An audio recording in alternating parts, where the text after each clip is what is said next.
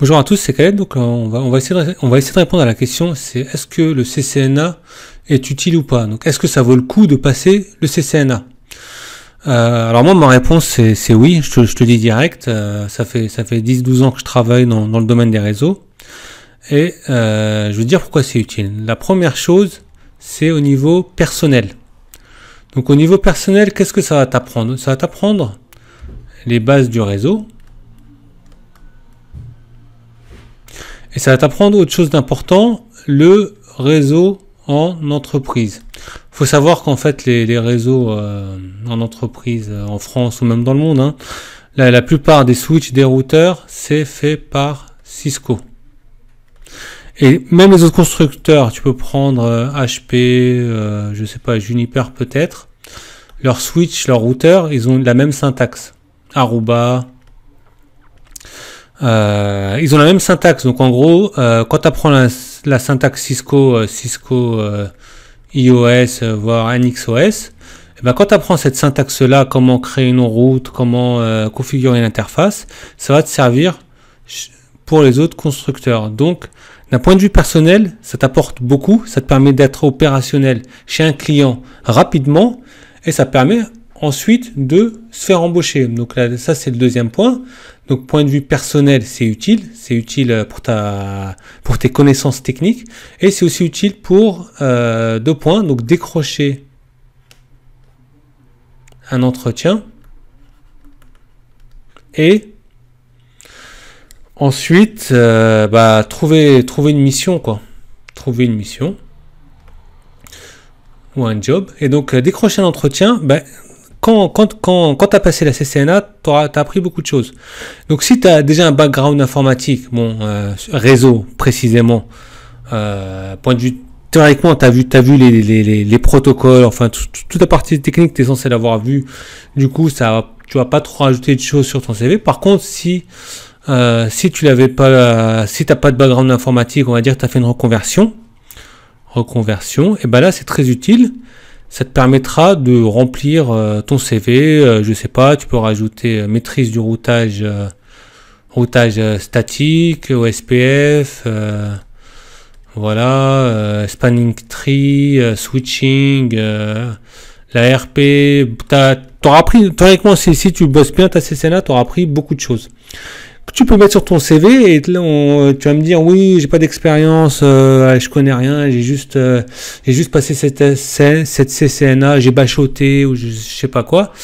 Moi, ma réponse c'est que si tu as travaillé sérieusement, tu as forcément appris beaucoup de choses, et ces choses, même si tu retiens 50-70%, les bases du routage statique, le switching, comment une trame est commutée, comment un paquet est routé, un petit peu d'OSPF, un petit peu d'administration iOS, et franchement, tu as des bonnes bases par rapport aux autres. C'est-à-dire pour un junior, tu as des bonnes bases. C'est-à-dire, si on te met devant toi un switch Cisco, tu sais resetter la conf, tu sais ensuite mettre comment l'administrer, comment créer les interfaces, comment créer les VLAN, comment faire un petit peu de routage statique, créer un petit réseau SPF, et franchement tu as fait pas mal de choses, parce que même en entreprise c'est pas beaucoup plus compliqué que ça. C'est plus compliqué, mais tu auras assez de bases qui vont te permettre de comprendre rapidement, dans un délai raisonnable, t'adapter en fait à la situation. Donc c'est très important CCNA pour avoir de bonnes bases qui te permettent de bien rebondir sur des missions un peu plus complexes. Et ça, c'est l'avantage, ça te permet de décrocher une mission intéressante. Donc l'intéressante, pourquoi? Parce que tu pourras prouver au recruteur que oui, je connais les bases, j'ai fait les efforts pour passer cette certif, je connais des choses, il pourra peut-être te tester, pas forcément, souvent ça marche au feeling, à la confiance. Enfin, si le candidat inspire confiance, il sait, apparemment en apparence, hein, ça peut être faux, hein, mais voilà, en gros en apparence, il sait de quoi il parle, et il est franc. C'est-à-dire, il dit pas que je maîtrise. Il dit voilà, j'ai travaillé ça, j'ai fait des labs, je connais. Tu peux peut-être même pas t'inventer une entreprise, mais si tu as fait un stage, tu peux dire oui, j'ai fait ça, avec des choses qui se rapprochent de tes labs CCNA. C'est un peu embellir un petit peu ta mission sans trop, faut pas mentir, mais tu peux embellir en mettant des choses que tu maîtrises en lab. Tu dis, voilà, j'ai fait en entreprise, j'ai configuré des interfaces de switch, pourquoi pas. Et donc tout ça, voilà, ça te permet de décrocher une mission intéressante et ensuite d'apprendre des choses encore plus intéressantes et après d'avoir plus de dollars. Voilà, ça marche comme ça. Tu commences par le bas, mais tu commences par des missions plus importantes qui te permettent de progresser techniquement. Et quand tu auras progressé, eh ben, tu pourras ensuite demander plus d'argent. Voilà, ça CCNA, eh ben, c'est un gros plus et on peut le voir. Voilà, donc je vais te montrer que c'est très utile. Par exemple, si on va sur les sites de recherche d'emploi Monster, il est pas mal réputé pour tout ce qui est informatique. Et on tape Cisco.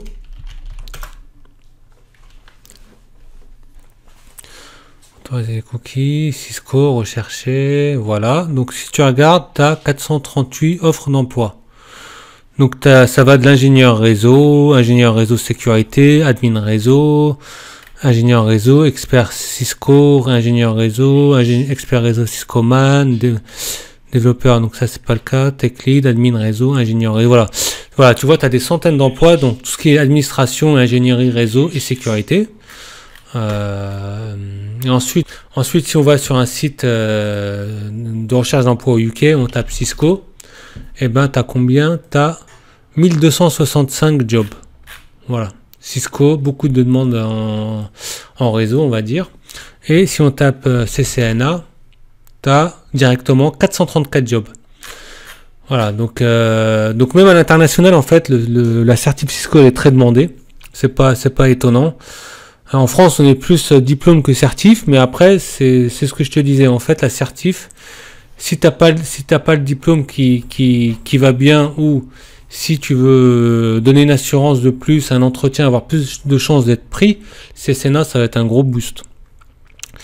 Et il y a un point important, c'est que souvent ceux qui vont te recruter au début, par exemple en ESN, SS2I, c'est-à-dire les boîtes informatiques, les recruteurs, en fait, c'est pas des gens techniques, et donc souvent ils vont, je veux pas dire qu'ils auront un doute, mais en fait ça va se faire au feeling, ils vont essayer de voir ce que tu avances c'est vrai ou pas, voilà, c'est pas. Et donc en ayant une certification, ben, ces gens qui sont pas techniques, tu leur dis voilà, moi c'est comme voilà, moi j'ai cette certif, j'ai fait les efforts pour la passer, je maîtrise les bases et voilà, donc c'est un gros gage pour eux, ça permet surtout de les rassurer. Et donc tu pourras franchir facilement la première étape ESN et ensuite ils pourront t'envoyer faire des missions sympas et tu pourras améliorer tes compétences. Donc ça c'est un point important, rassurer le recruteur en ESN. Ensuite quand tu vas aller chez le client, et ben ça permettra aussi de décrocher la mission chez le client, hein, et ensuite voilà de progresser et de gagner ta vie, on va dire. Voilà, donc c'est ce que j'avais à dire pour l'utilité du CCNA. La conclusion, c'est que c'est very useful, très utile, t'as rien à perdre. Au pire, si c'est pas si utile que ça pro, admettons, et ben ça sera très utile personnellement. Ça va te familiariser avec tout ce qui est les réseaux en entreprise. Tu vas apprendre forcément des choses, hein, même si tu pratiques et tout. La pratique, en fait, c'est toujours assez limité en exploitation. Tu vas connaître quelques dizaines de commandes et tu vas presque faire que ça. Et donc là, commencer à bosser la CCNA, ça va t'élargir l'esprit, ça va t'élargir les connaissances. C'est que du gagnant. Qu'est-ce qu'on peut dire aussi pour l'utilité de la CCNA? Et voilà. Donc pour la passer, en fait, si tu l'as pas encore, je te conseille de la passer. Moi j'ai une formation qui s'appelle la CCNA Facile. Tu peux la trouver sur vidéo formation cisco.fr. Et environ, là actuellement, tu as 70 questions. 70 questions. Donc j'écris des questions, et ensuite, toi, tu essaies de la résoudre, et après, je t'explique un petit peu comment faire, un petit peu comme au bac, quoi. Tu as des exercices.